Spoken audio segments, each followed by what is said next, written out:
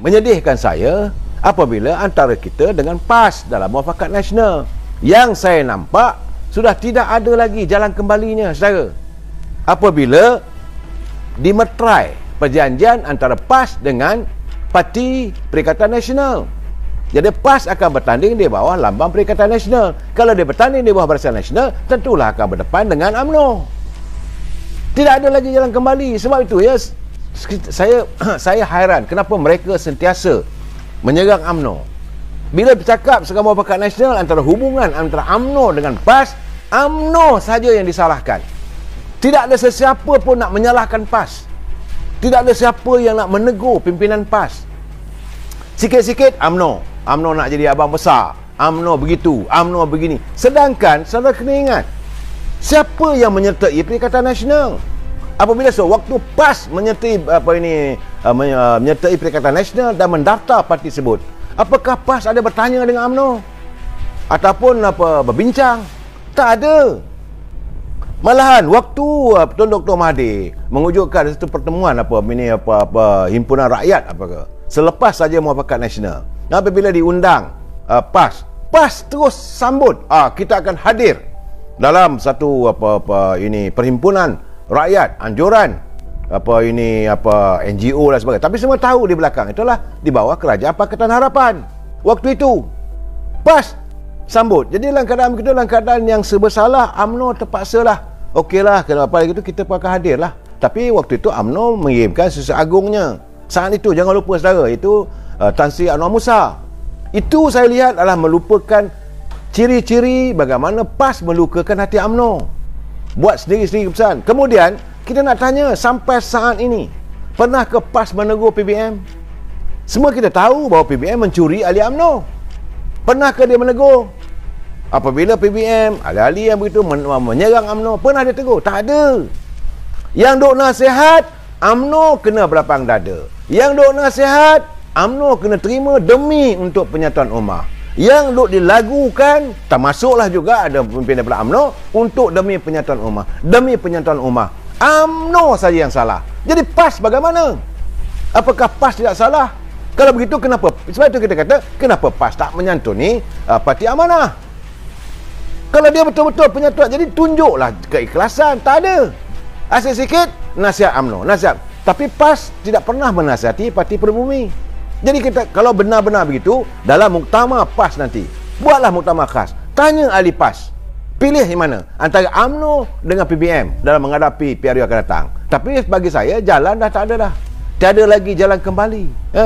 Sebab itu, apabila secara rasmi, yang saya kata secara rasmi lah, apabila Presiden UMNO Datuk Seri Zahid Hamidi menyatakan bahawa Muafakat Nasional tak ada, apabila dia ditemu bual oleh sebuah portal news, media sosial. Memang itulah keadaannya sekarang ni. Bagi saya dah habis dah. Sepatutnya dalam keadaan sekarang ni, eloklah pimpinan dalam PAS berhenti bercakap soal Muafakat Nasional. Teruskanlah usaha anda dengan Perikatan Nasional. Kita pun tak marah. Saya ulang dari dulu lagi. Jangan undang ular berbisa dalam kelambu. Dah buat benda begitu, dah terjadi sekarang ni. Apa yang terjadi, hadapi sajalah. Jangan nak marah orang, jangan nak blame, jangan nak kata UMNO. Jangan, sebab yang mendahului bekerjasama dengan Perikatan Nasional adalah PAS, bukan UMNO. UMNO tak pernah menyertai. Dan apabila UMNO tarik sokongan, anda marah. Apabila anda buat kira-kira bahawa kalau ada berlaku pertambungan dalam pilihan raya akan datang, berlaku 3 atau 4 penjuru, UMNO kekal dengan ahli-ahlinya. Dan jika ada kawasan itu majoriti ataupun kedudukan pengundi-pengundi bukan Melayu itu ramai, ada signifikan. Contohnya kalau 40,000 atau 50,000, okey, pengundi Melayu ada dalam 30,000, dalam 15,000 tu adalah bukan Melayu. Jadi dalam keadaan begitu, tentulah ini memberi ruang kepada parti daripada Pakatan Harapan. Sebagaimana bancian kita, kajian kita melihat apa yang berlaku di Pagoh.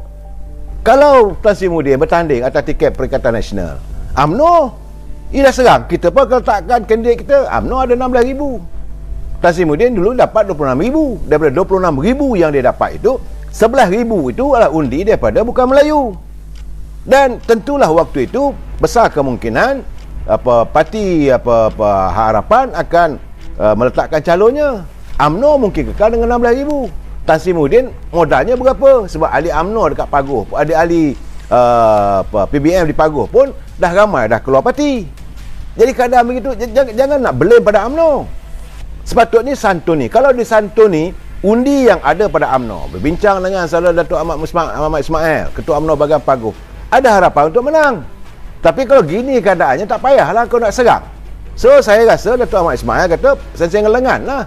So kalau Paguh dijadikan battlefield, itulah merupakan bagi saya kerana terakhir dalam karier politik Tan Sri Muhyiddin. Silakan, tak ada masalah pada saya. Saudara Mak Khairul itulah Datuk, PBM ni layan PAS untuk hapuskan UMNO. Minta Datuk Seri Ismail Sabri tegas menjalankan tugas sebagai Perdana Menteri. Benar. Sebab itu saya menuntut agar Yang Amat Berhormat Datuk Ismail Sabri, dia kena sedar bahawa dia adalah naib Presiden UMNO. Nyatakan kedudukannya dan tegas. Jangan lagi dilayan. Tak usah risaulah. Sebab sekarang ni pun Azmin, kalau betul Azmin tubuh parti, dan kita akan ada jajaran baru, insya-Allah. Saudara Datuk Azmin Ali, Datuk Ismail Sabri dah wujud satu jajaran. Tak apalah, kita tak marah pun. Walaupun kita kata no DAP, no Anwar, tapi dia nak buat juga kerja. Okey, tak ada masalah. Ahli-ahli UMNO tak bising pun, laksanakanlah. Jadi apa nak takut pun. Dan UMNO tetap ada 42 kursi. Nak bertahan dengan PBM, dengan PAS. Saya tak nampak. Paling tinggi pun mereka konon-kononnya dulu mengatakan bahawa PBM atau Perikatan Nasional bersama dengan PAS ada 71 kursi. 71 je lah, kau nak bising apa? Kita ada 220, tolak 71, ada 130, 150. Tak ada masalah. Jajaran dah buat. Dan kita dengar sendiri apa kata Ketua Pemangkang. Dia kata untuk masa akan datang kita tak nak kacau lah. Bawa usul undi keabsahan di Parlimen. Jelaskan. Tak ada masalah pada saya.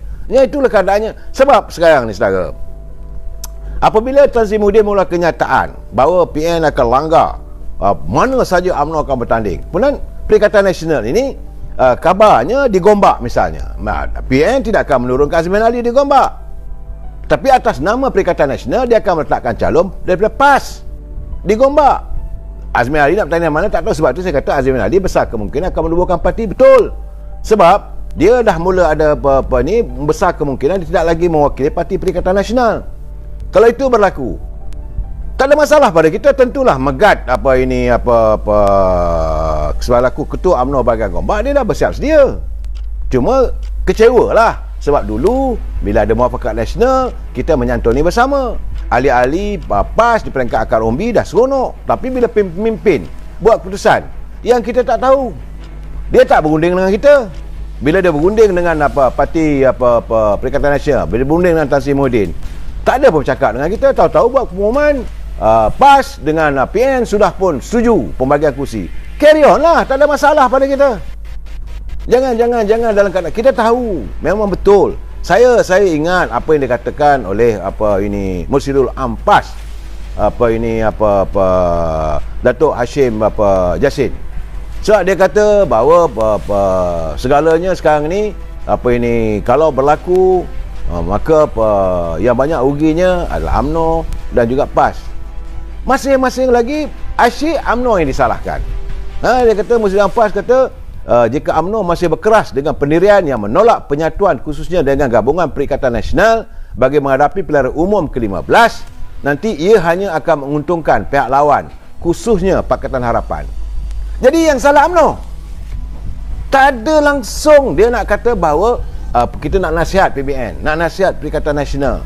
Sudahlah mengeluarkan. You sebagai Mursyidul Ampas yang sepatutnya menyantuni, cari jalan, upaya bagaimana untuk menyatukan bangsa. Tidak.